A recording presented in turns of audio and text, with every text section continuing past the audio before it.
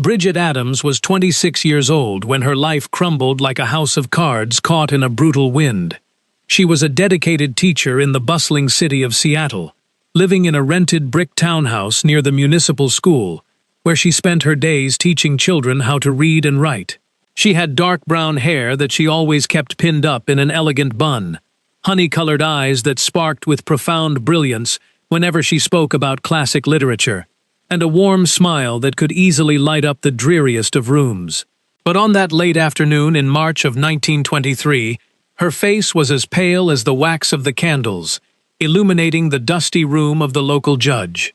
Her father, Arthur Adams, was a wealthy cattle baron from the sweeping plains of Bozeman, Montana, a man with a thick mustache and a booming voice that cracked through the air like a leather whip. He had built a massive empire on cattle and vast tracts of land, but the thing he valued absolutely above all else was his family name, and according to him, Bridget had utterly tarnished that pristine reputation. The truth of the matter was incredibly simple, and yet simultaneously devastating to her father's inflated pride. Bridget had politely but firmly refused 3 separate arranged marriages over the span of 2 years. The very first suitor was a wealthy merchant of 60 years, who perpetually smelled of stale tobacco and treated the serving maids as if they were mere pieces of wooden furniture. The second was a prominent lawyer from Seattle who possessed a notorious reputation for drinking far too much whiskey and who had already been widowed twice under circumstances that no one in high society could ever explain properly. The third was a distant wealthy cousin, an educated man who made it abundantly clear during their very first conversation that he expected a perfectly submissive wife who would never dare to hold any personal opinions about anything. Bridget refused all 3 of them with grace and politeness, but with an unshakable firmness. When her father furiously demanded an explanation, she made the tragic mistake of being completely honest with him. She boldly declared that she would much rather die a single woman than marry someone without an ounce of genuine love. Arthur Adams felt a wave of burning humiliation sear through his chest like a branding iron. His own daughter was openly defying his direct orders, rejecting excellent wealthy suitors, and spouting modern nonsense about female independence. The scandalous news quickly traveled across the entire region, leading men to chuckle at him in the local saloons, and women to whisper behind their fans that he fundamentally lacked the ability to discipline his own child. That humiliation corroded his massive ego, just as rust slowly devours unprotected iron. And so he meticulously devised a cruel and calculating punishment. Thomas Fletcher was a widowed rancher who owned the sprawling Horizon Fields Ranch, a massive but struggling property located a grueling 3-day wagon journey away from civilization. He was 32 years old, but he appeared significantly older due to the harsh lines etched into his weathered face and the perpetually tense way he carried his broad shoulders, always braced, as if to carry the heavy weight of the entire world. He was a tall, imposing figure with hands heavily calloused from endless labor, perpetually untamed dark hair, and cold gray eyes that looked as though they were carved directly from solid mountain granite. Thomas possessed a widespread reputation for being the most difficult, unapproachable man in the entire territory. He rarely spoke, he absolutely never smiled, and he maintained a strict, icy distance from every single person he encountered. His previous wife, Claire, had tragically passed away 3 years prior under mysterious circumstances that continually fueled endless town gossip. Some locals whispered that she had desperately fled the isolated ranch and died of a sudden fever on the unforgiving trail. Others claimed that Thomas had ruthlessly thrown her out of their home in a fit of quiet rage. Arthur Adams eagerly listened to these dark stories and immediately recognized the absolutely perfect opportunity to execute his revenge. He approached Thomas with a business proposition heavily disguised as a generous favor, offering his defiant daughter's hand in marriage, along with a substantial dowry of $5,000 and 100 heads of prime cattle. For a solitary man desperately struggling to manage a failing ranch entirely alone, the generous offer carried an undeniable practical appeal. Thomas accepted the arrangement without asking a single question, not out of any romantic inclination, but simply because he needed someone to maintain the crumbling homestead and because the money would finally help settle his mounting debts. Bridget only discovered this terrifying arrangement when her father abruptly appeared at her Seattle townhouse on a bitterly cold, rainy Thursday evening. She was quietly grading her students' spelling workbooks when she heard heavy, demanding knocks on her wooden door. She opened it to find her father wearing an uncompromising expression, his expensive felt hat dripping with cold rainwater. He completely bypassed any standard pleasantries and coldly announced that she was going to be married the following Saturday to a man named Thomas Fletcher from the remote Horizon Fields Ranch. Bridget instantly felt the solid floor vanish entirely from beneath her trembling feet. She desperately tried to reason with him, her voice shaking as she pleaded that this was absolute madness and that she could not possibly marry a total stranger. Arthur simply cut off her desperate words with a brutal, dismissive wave of his hand, stating that she had squandered her chance to choose, and that he had intentionally selected a notoriously harsh man to finally teach her the respect she so clearly lacked. She attempted to outright refuse, boldly claiming that he could not legally force her into such an arrangement. But her father ruthlessly laid out the cruel reality of her precarious situation. He proudly reminded her that he actually owned the very building where she lived, and that his generous financial contributions to the school board paid a significant portion of her monthly teaching salary. He explicitly threatened to utterly destroy her professional reputation, guaranteeing with absolute certainty that she would never find employment as a teacher in any city or town ever again. He coldly gave her the choice between marrying Thomas or being thrown out into the freezing streets with absolutely nothing to her name, devoid of money, shelter, or societal standing. In the unforgiving society of that era, a solitary woman without any resources or family backing had absolutely no viable options for survival. Swallowing the bitter tears that violently burned the back of her throat, Bridget silently nodded her head, feeling deep within her soul that she was signing her own tragic death warrant.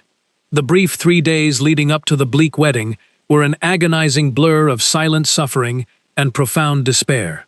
Bridget could barely sleep a single wink at night, and she could hardly force herself to eat even the smallest morsel of food. Her concerned colleagues at the school clearly noticed that something was terribly wrong, but she found herself entirely unable to vocalize the horrifying truth of her situation. The wedding dress was hastily borrowed from a distant cousin. It was made of white silk that had already yellowed with age, featuring long, restrictive lace sleeves and a heavy veil that completely obscured her tear-stained face. Looking into the mirror on the morning of the grim ceremony, she did not even recognize the hollow, ghost-like woman staring back at her. The brief ceremony took place in the dusty office of a local magistrate, entirely devoid of any joyous celebration, cheerful music, or friendly guests. Thomas arrived wearing a dark, ill-fitting suit that smelled strongly of mothballs, answered the magistrate's standard questions with barely audible grunts, and signed the legal documents with a heavy, forceful hand. After signing her own name to the oppressive contract, Bridget felt a heavy iron chain lock permanently around her fragile ankle. The grueling journey to the remote Horizon Fields Ranch was an exercise in absolute, suffocating silence and profound physical discomfort. Thomas drove the heavy wooden wagon with his intense gaze fixed firmly on the dusty dirt road ahead, not uttering a single word for hours on end. Bridget sat rigidly beside him, quietly observing the drastic shift in the surrounding landscape as they left the paved city streets far behind and ventured deep into the untamed, rugged wilderness of Montana. They passed through tiny, isolated settlements, where they stopped only long enough to trade their exhausted horses and purchase the most basic, essential provisions. During the entire 3-day trek, Thomas made absolutely no effort to initiate any form of friendly conversation, and whenever they stopped to make camp for the night, he efficiently built a fire and prepared simple meals in total, unbreakable silence. When Bridget finally gathered the courage to ask about her new duties, Thomas coldly informed her that she was expected to cook, clean, and manage the household. strictly emphasizing that this marriage was nothing more than a practical business transaction designed to solve their respective problems. On the late afternoon of the third exhausting day, they finally caught sight of the sprawling Horizon Fields Ranch, resting in a sweeping valley, surrounded by towering, snow-capped mountains.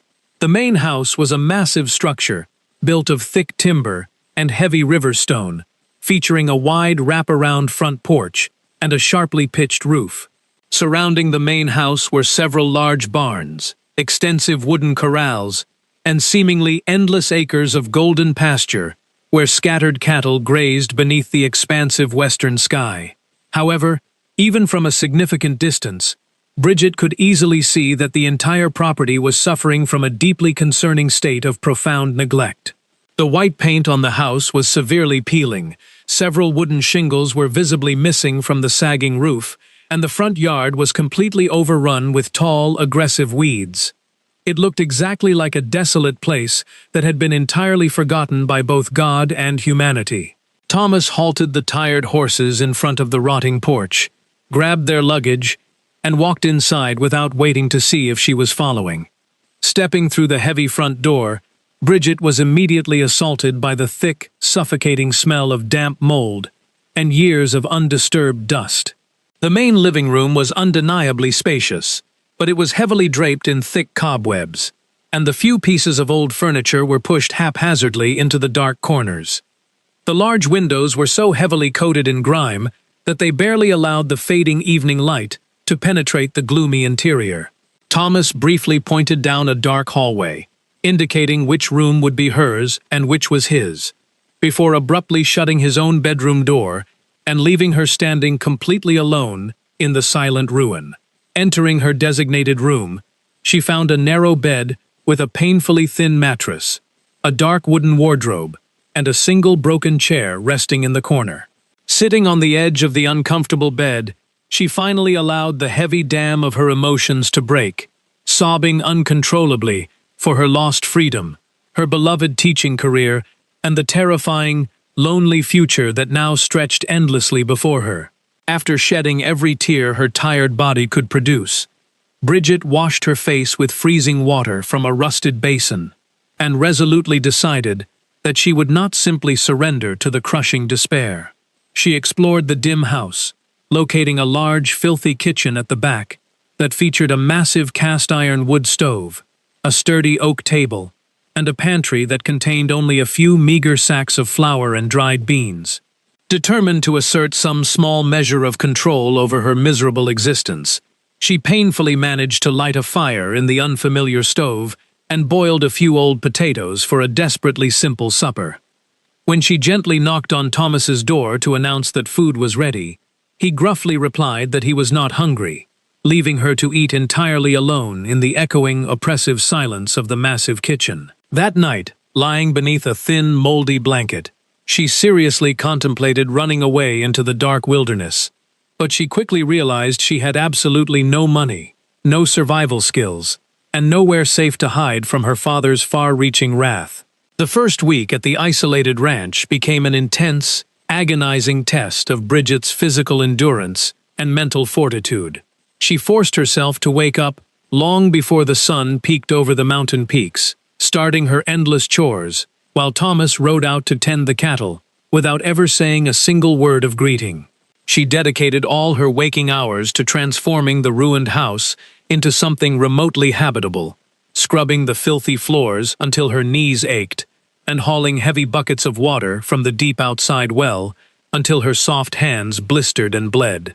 She cleared the thick cobwebs, washed the grimy windows until the bright sunlight could finally stream inside, and forcefully aired out the terrible, stale odors that had plagued the rooms for years. On the fourth day, while she was vigorously sweeping the front porch, a strange, sharply dressed man rode a sleek black horse right up to the wooden fence. He introduced himself as James Riley, the longtime foreman of the ranch, and he watched her work with a calculating, uncomfortable smirk that never quite reached his narrow, shifty eyes. James stepped onto the porch without an invitation, critically analyzing her cleaning efforts and casually mentioning that Thomas was an incredibly difficult man who spent all his time hiding out in the distant pastures.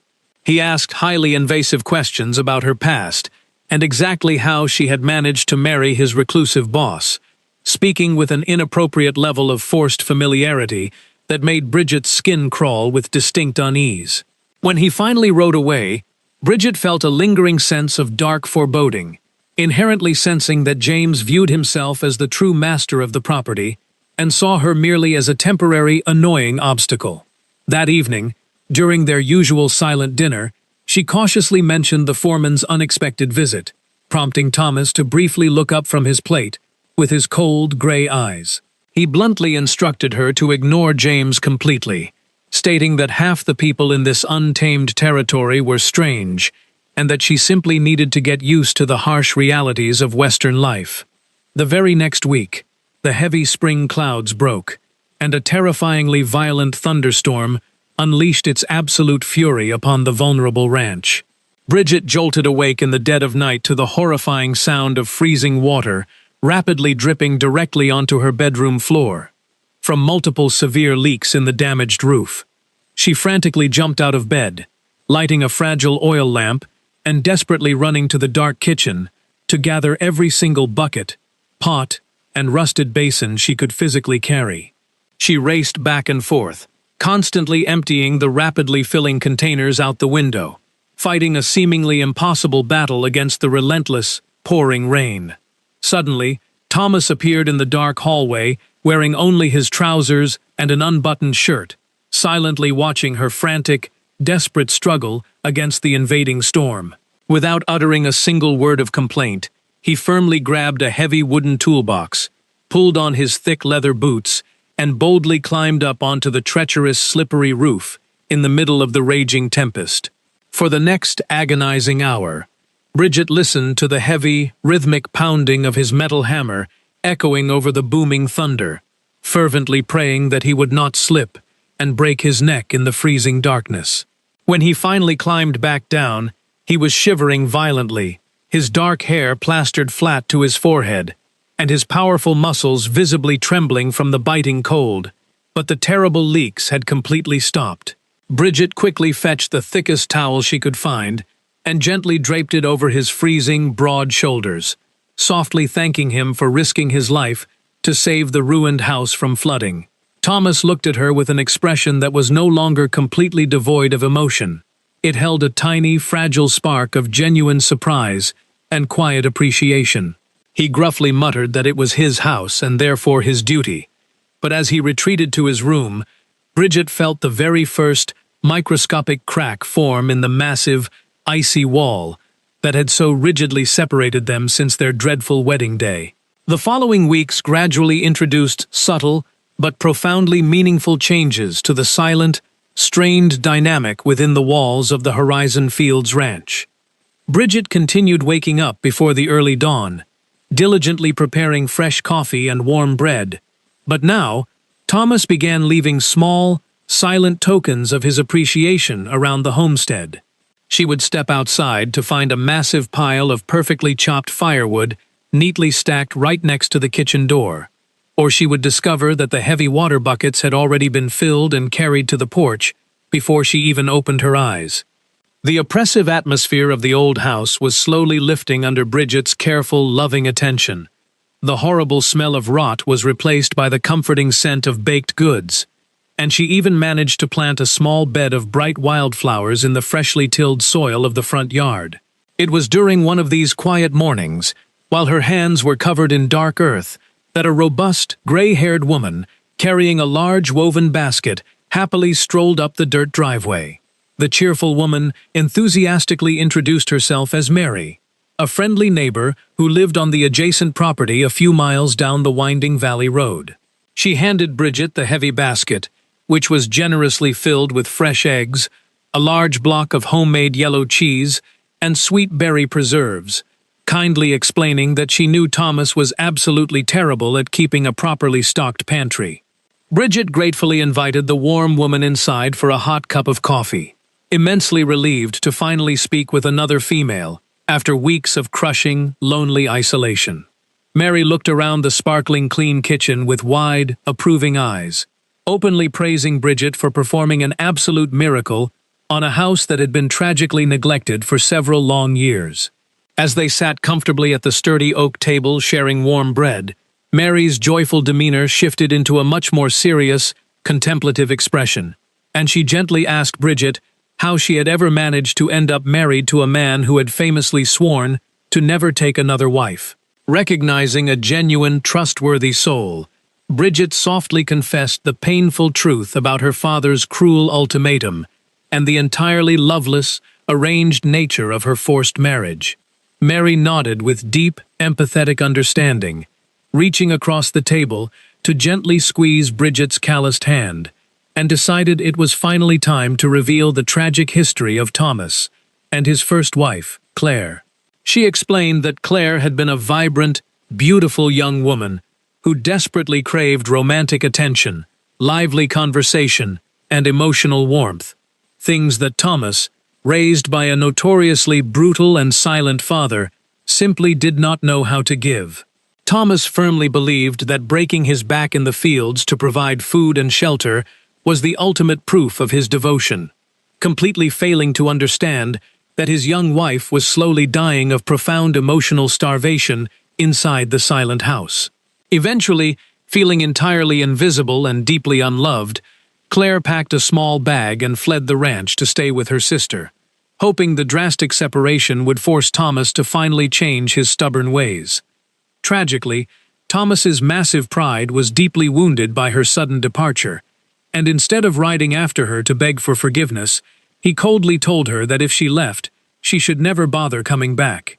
Claire contracted a highly aggressive, deadly fever during her journey, and arrived at her sister's home completely delirious. Despite the doctor's best efforts, she passed away just 3 days later, carrying the devastating belief that her husband genuinely hated her. Mary explained that Thomas was not actually a cruel or evil man, but rather a profoundly broken one, crushed beneath an unbearable mountain of guilt and absolute self-hatred for letting his foolish pride destroy the woman he loved. He had locked his heart away behind thick iron bars to ensure he could never fail another person so spectacularly, choosing a life of lonely punishment as his penance. Before Mary left, she softly urged Bridget to be incredibly patient, assuring her that beneath Thomas's terrifying, icy exterior rested a truly good, honorable man who simply needed to learn how to forgive himself. Armed with this heartbreaking revelation, Bridget completely changed her entire approach to her incredibly difficult husband, no longer viewing him as a cruel captor, but rather as a wounded animal caught in a painful trap. She stopped silently waiting for him to initiate conversations, and instead began creating small, completely undemanding moments of gentle connection throughout their grueling days. She would deliberately mend his torn work shirts with brightly colored thread, carefully organize his scattered tools in the dark barn, and occasionally leave an extra slice of sweet pie wrapped in a cloth on his saddle. Thomas, entirely unaccustomed to such gentle, consistent care, began responding in his own uniquely silent manner, occasionally leaving a handful of freshly picked wild berries on the kitchen table, or fixing a broken floorboard while she slept. These tiny, wordless exchanges became the fragile foundational bricks of a new, tentative bridge, slowly spanning the massive emotional chasm that had separated them from the very beginning. One incredibly warm afternoon in late May, this fragile connection experienced its very first moment of undeniable, physical intensity inside the quiet house. Bridget was precariously balanced on top of an old, wobbly wooden stool. Desperately stretching her arms to hang a set of new curtains she had painstakingly sewn from some discarded fabric she found in the attic. Without warning, the rotten wood of the stool violently splintered with a loud crack, sending her plummeting backward toward the hard wooden floor, with a terrified gasp. Thomas, who had just stepped through the front doorway to fetch a drink of water, dropped his leather gloves and lunged forward with lightning speed, catching her firmly against his broad, muscular chest. For a long, breathless moment, time entirely ceased to exist, as Bridget found herself securely locked in his powerful arms, her racing heart pounding fiercely against his solid ribs. She looked up into his striking gray eyes, which were no longer cold and distant, but instead filled with a swirling mixture of genuine panic, deep concern, and something dangerously close to raw, unprotected vulnerability. He softly asked if she was hurt, his usually gruff voice dropping to a low, incredibly gentle whisper that sent an unexpected pleasant shiver cascading straight down her spine. When he finally set her gently back on her feet, he did not immediately step away, his large, rough hands lingering lightly on her waist for a fraction of a second longer than was strictly necessary. He gruffly offered to hang the heavy curtains for her, using his tall frame to easily reach the top of the wooden window frame while she quietly guided his movements from below. When they finished, he looked down at her and offered a microscopic, incredibly rare smile that completely transformed his rugged face, leaving Bridget's heart fluttering wildly, like a trapped bird inside her chest. However, the peaceful tranquility of those tentative, beautiful days was violently shattered when a devastating, unrelenting drought gripped the entire Montana territory with a merciless, burning fist. The month of May bled into a scorching June, and the life-giving rain simply refused to fall from the endlessly clear, mocking blue sky. The once lush green pastures rapidly turned into brittle yellow dust, the vital creeks completely dried up into cracked mud, and the massive cattle herd grew increasingly restless and dangerously thin. Thomas was forced to wake up hours before the dawn, riding for countless miles every single day, just to find small patches of decent grass and usable water for the suffering animals. Bridget watched the heavy lines of crushing exhaustion and deep anxiety carve themselves deeper into his face each passing day, overhearing his grim, desperate conversations with the foreman James about their rapidly depleting options. One miserable night, Thomas stumbled into the kitchen far past midnight, utterly exhausted, and collapsed heavily into his wooden chair at the dinner table. Bridget quietly placed a hot plate of stew in front of him, gently asking if the situation out in the dusty fields was truly as terrible as it appeared to be. For the very first time, Thomas did not hide behind his usual wall of stoic silence.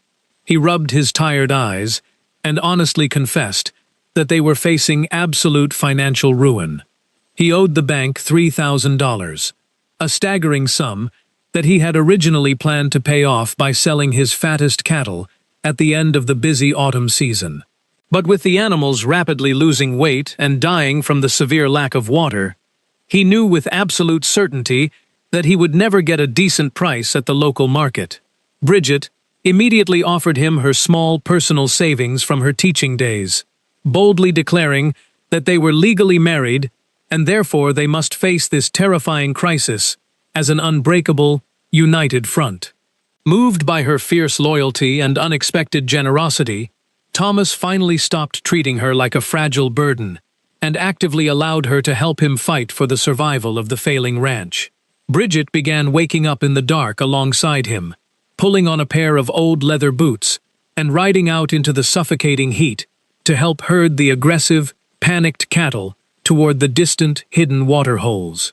She quickly learned how to swing a heavy rope, how to calm a terrified calf, and how to endure the blistering sun without uttering a single word of complaint. Thomas initially tried to protect her from the dangerous, bone-breaking labor, but she stubbornly refused to retreat, arguing fiercely that if the ranch was going to sink, she was going down right alongside it.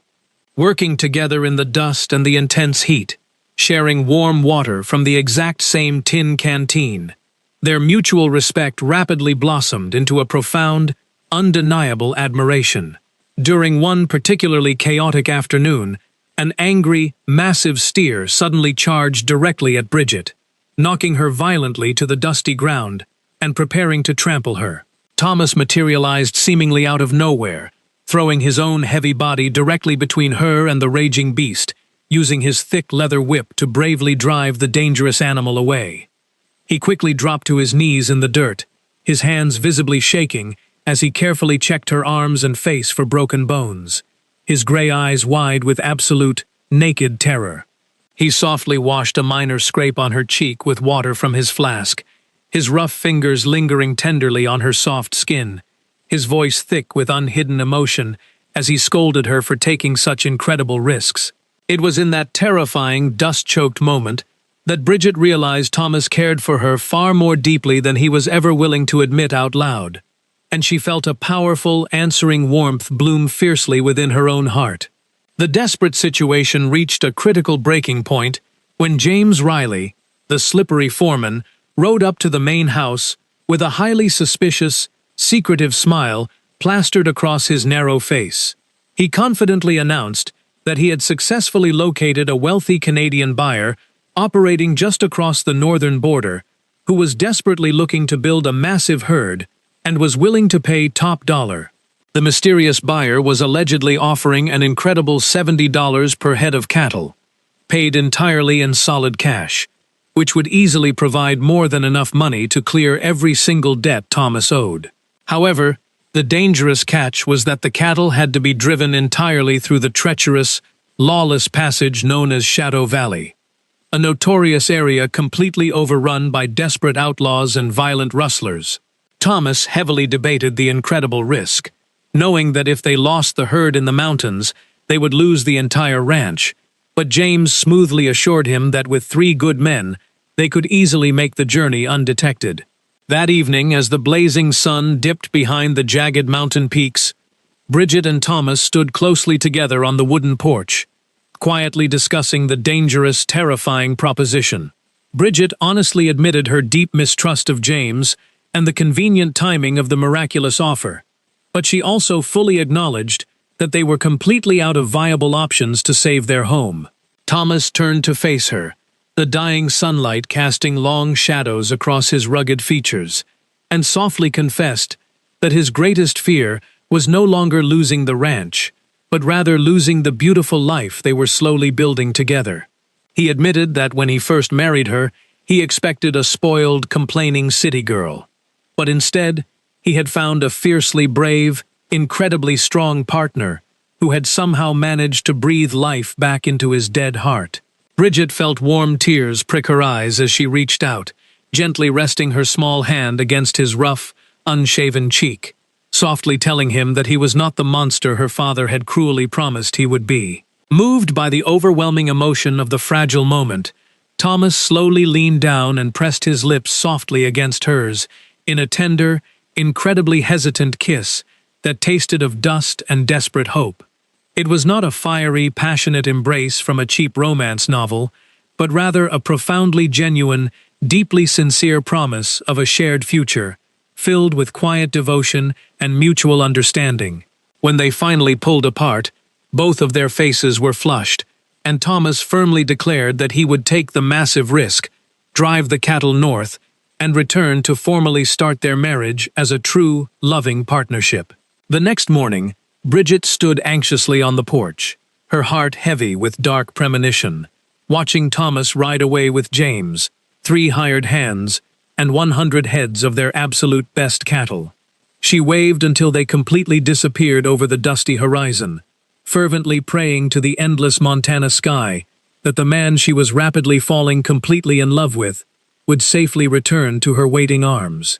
The subsequent days stretched into an endless, agonizing eternity, as Bridget desperately tried to maintain her fragile sanity by throwing herself entirely into the grueling, repetitive chores around the empty homestead. She scrubbed the wooden floors until they gleamed, furiously pulled every single weed from her thriving flower garden, and constantly scanned the empty dirt road leading up to the property. Mary visited twice during that terrifyingly quiet week, bringing fresh, warm loaves of bread and attempting to distract Bridget with cheerful town gossip. But both women clearly felt the heavy, oppressive weight of impending doom hanging in the dry air. On the late afternoon of the 6th day, the horrific nightmare Bridget had been silently dreading finally materialized in the form of a solitary, exhausted rider desperately galloping toward the house on a foaming, terrified horse. It was Peter, one of the young ranch hands who had accompanied Thomas on the dangerous drive, and his shirt was heavily stained with dark, dried blood, his face a mask of absolute, unadulterated horror. Peter practically tumbled off the exhausted horse, collapsing into Bridget's arms as he frantically gasped out the terrifying story of a brutal, perfectly orchestrated ambush in the narrow confines of Shadow Valley. He explained that a massive gang of heavily armed outlaws had trapped them in the Rocky Pass, violently stealing the entire herd, and that Thomas had been severely shot in the shoulder while bravely attempting to fight back.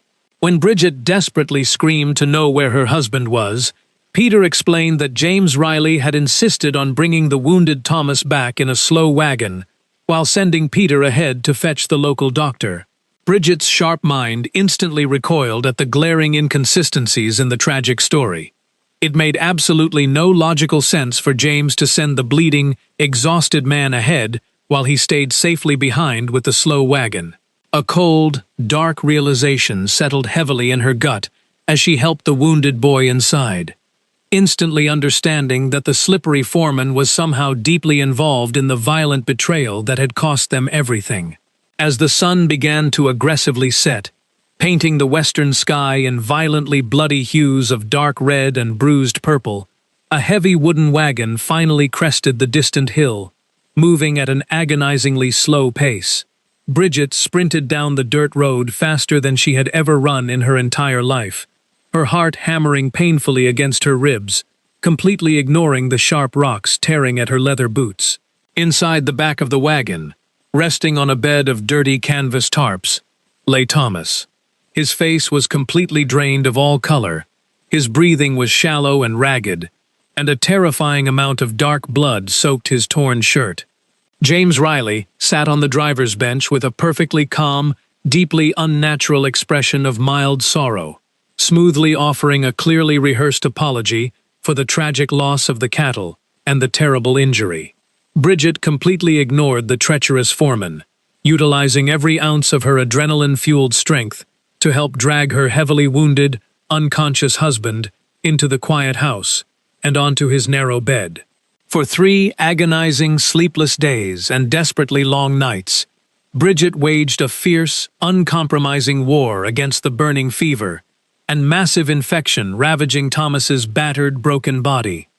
She constantly boiled clean water, tirelessly changed the bloody bandages, and painstakingly dripped cool broth past his parched lips, refusing to leave his bedside for even a single fleeting second. During the darkest hours of the lonely midnight, when Thomas violently thrashed in the grip of terrible, haunting hallucinations, he repeatedly called out her name, desperately begging her not to leave him alone in the terrifying darkness. She firmly gripped his burning, calloused hands, tears streaming freely down her exhausted face, fiercely whispering into the quiet room that she loved him deeply, and that he was absolutely forbidden from dying before they had a chance to be truly happy. Mary arrived with a basket of potent medicinal herbs, and the 2 determined women worked in perfect synchronization, battling the looming specter of death with bitter teas and cold, damp cloths, until the dangerous fever finally broke. On the pale, quiet morning of the 4th day, Bridget was slumped in the wooden chair next to the bed, completely exhausted, when she suddenly felt rough, weak fingers gently tangling in her messy hair. She jolted entirely awake, her heart leaping into her throat, to find Thomas's beautiful gray eyes open, completely clear of the maddening fever, watching her with a level of profound, overwhelming tenderness she had never seen before. He hoarsely whispered that the only thing that had kept him fighting through the agonizing darkness was the desperate, burning desire to return to her, to finally prove that he could be the loving husband she truly deserved. Bridget collapsed against his solid chest, sobbing uncontrollably, with pure, unadulterated relief, kissing his pale face, and repeatedly thanking every star in the vast Montana sky that he had somehow survived the terrible ordeal. In the quiet intimacy of that fragile morning, with the golden sunlight softly illuminating the dusty room, they completely shed the last remaining armor of their past, leaving only raw, undeniable love. Over the following weeks, Thomas recovered and revealed that James Riley had orchestrated the ambush, working with outlaws to steal the cattle and eliminate Thomas so he could seize Horizon Fields Ranch.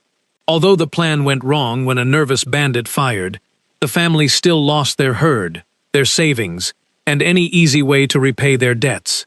Refusing to give up, Bridget discovered an unused fertile valley on an old map and convinced Thomas to abandon cattle ranching in favor of wheat farming. She sold her last valuables, earned credit for wheat seeds from the kind merchant Eleanor, and together with Samuel, an experienced farmhand, they transformed the rocky land into thriving fields. After months of relentless work, they harvested enough wheat to satisfy the bank, repay Eleanor, and secure the ranch's future. Their success strengthened both the ranch and their marriage, and Thomas asked Bridget to remain with him, not out of obligation, but by her own choice, a proposal she joyfully accepted. The following spring, Bridget received a letter from her dying father, Arthur Adams, who admitted his mistakes and begged for forgiveness. Encouraged by Thomas, she returned to Seattle, forgave her father despite the pain he had caused, and was with him before his peaceful passing.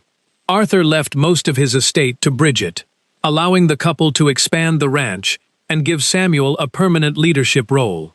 Yet they understood that their greatest achievement was not wealth, but the unbreakable love they had forged through hardship, sacrifice, forgiveness, and unwavering commitment. Bridget realized that true love is not found in perfect beginnings, but built through daily choices, resilience, and the courage to stand together through every storm.